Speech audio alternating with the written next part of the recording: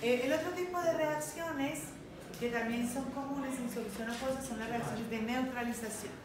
En una reacción de neutralización, de manera clásica, un ácido se combina con una base para producir una sal y agua.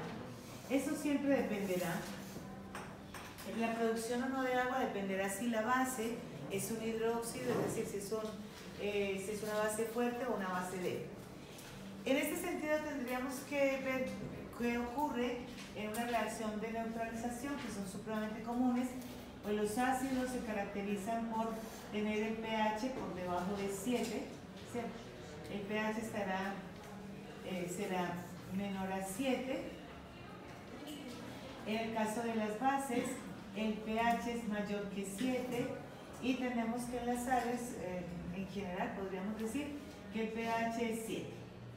Así que pasamos de una condición de un pH muy bajito con un pH mucho más alto, lo que nos va a dar entonces una sal que va a tener una condición diferente. Este tipo de reacciones también son supremamente comunes. Tendríamos que empezar por definir qué es un ácido, ¿sí?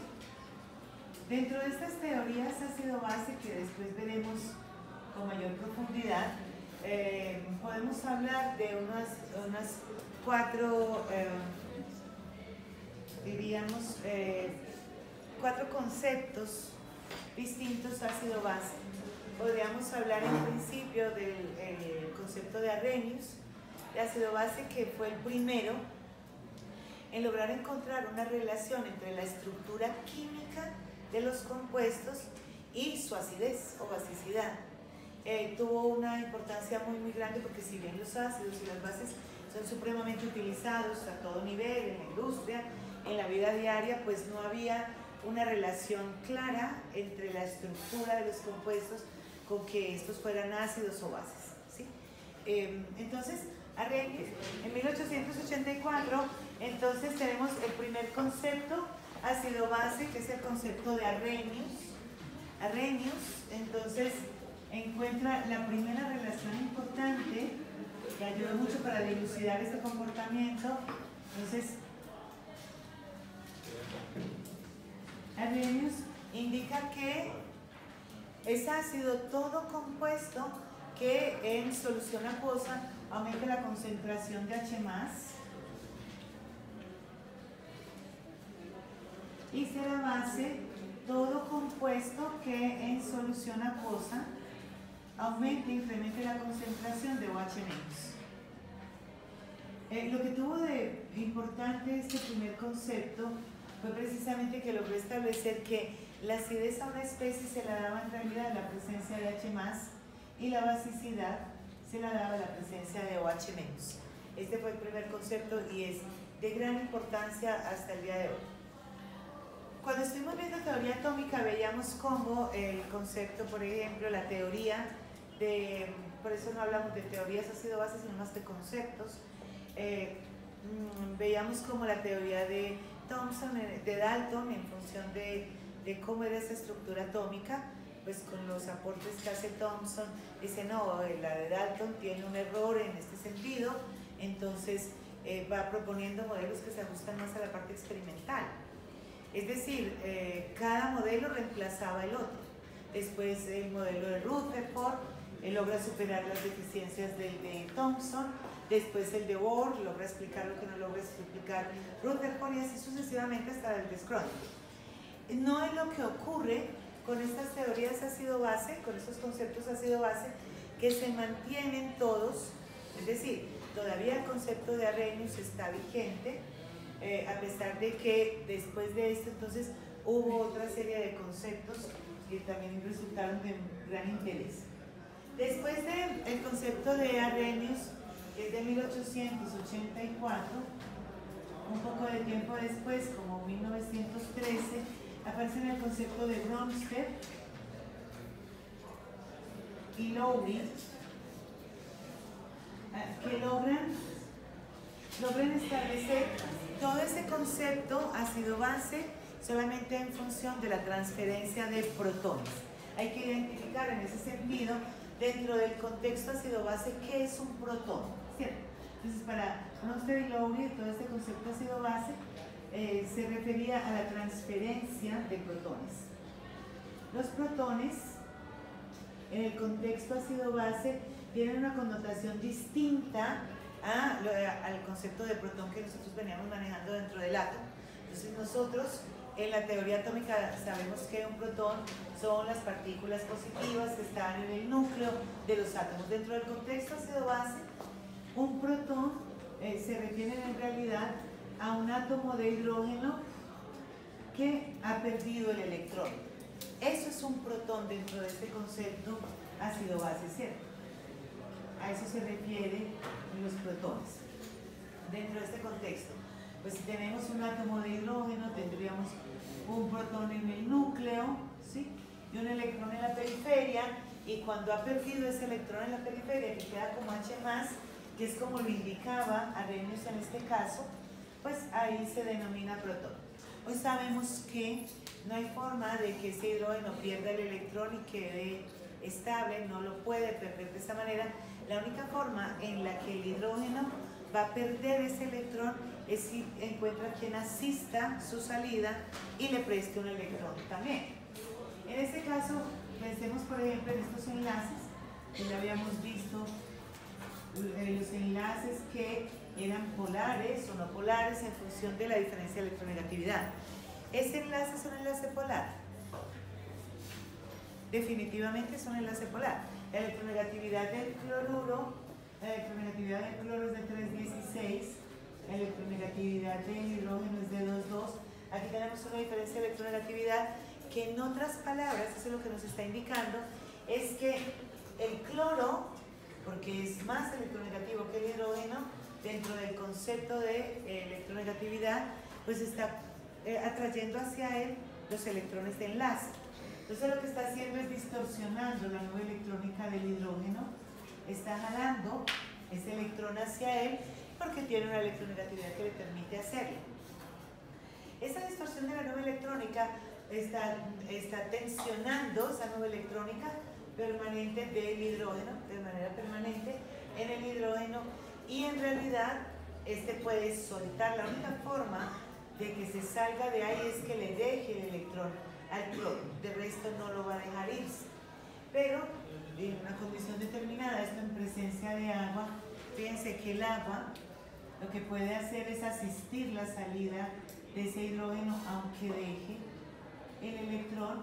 Entonces el agua tendrá dos pares, recuerdan, por geometría molecular, entonces tiene dos pares electrónicos acá, y lo que puede ocurrir acá, lo que sabemos que es lo que pasaría, es que el agua con ese par electrónico asiste la salida de este hidrógeno y va a quedar entonces el oxígeno con los dos hidrógenos que tenía, el par electrónico que tenía libre, y con el otro par electrónico va a ser un enlace coordinado con el otro hidrógeno.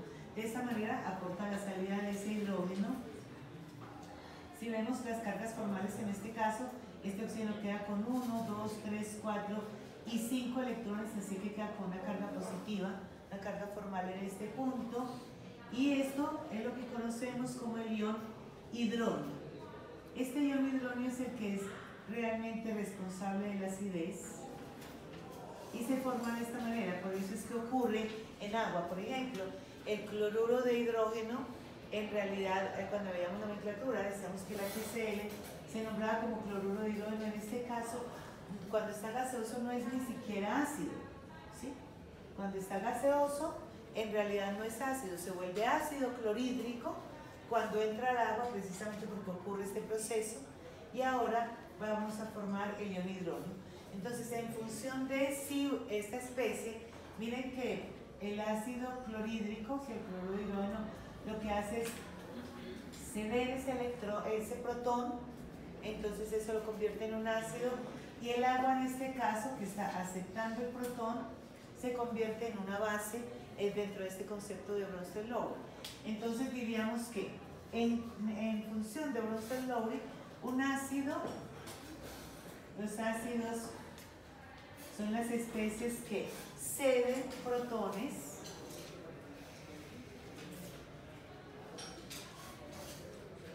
Y las bases son las especies que aceptan protones.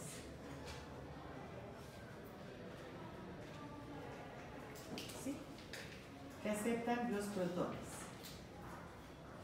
Entonces, miren, por ejemplo, el agua, dentro de este contexto, diríamos, bueno, entonces el HCl, para poder ver la ecuación de acidez, dentro de este concepto de Bronsted-Lowry, pues hay que incluir el agua, que sería la especie que está recibiendo ese protón, y aquí lo que va a ocurrir es que se va a formar H3 o más, que es equivalente a este H más de Arrhenius, es equivalente. En realidad aquí lo que tenemos es este ion que quedó en agua y por eso queda como H3 o más Cl-. En este caso, después de que se forma el ion hidrógeno, entonces lo tendremos con el cloruro que quedó con los 7 electrones que tenía de él, con el que le quitó al hidrógeno y queda con la carga negativa. ¿Sí? Así quedan ionizados entonces en presencia de agua. Y las bases, en el caso de Bronsted-Lowry, entonces tendríamos, por ejemplo, el amoníaco, que es la base más conocida. Recuerden que el amoníaco, dentro de su estructura, tiene un par electrónico libre. Recuerdan su geometría.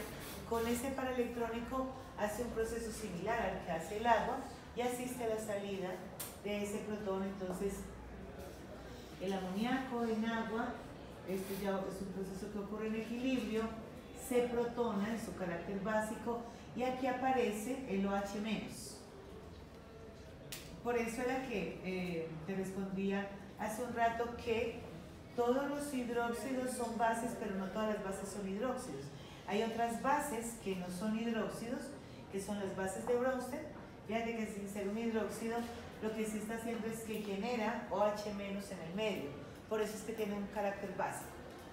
Miren que si estamos diciendo que los ácidos son protones, entonces tendríamos que la naturaleza de esta especie es ácida, esto sería un ácido, entrega el protón y el agua estaría funcionando en este caso como base porque acepta el protón que está liberando el ácido. En este caso, miren que el amoníaco se comporta como base porque acepta el protón del agua y es el agua la que está perdiendo el protón. Entonces ahí vamos a tener, hasta ahora tenemos esos dos conceptos de acidez y de basicidad que son muy importantes. Hay otro par de conceptos ácido-base que ya trascienden un poco el tema de los protones. Sigue el concepto ácido-base de Lewis, el mismo Gilbert Lewis, el enlace de la regla del octeto. Entonces, Lewis, más o menos hacia 1930, propone otro concepto ácido-base que se refiere fundamentalmente a la transferencia de electrones.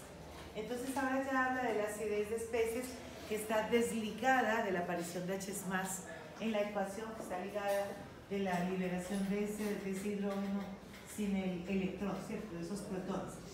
Entonces, este concepto de Lewis se basa en la transferencia de electrones.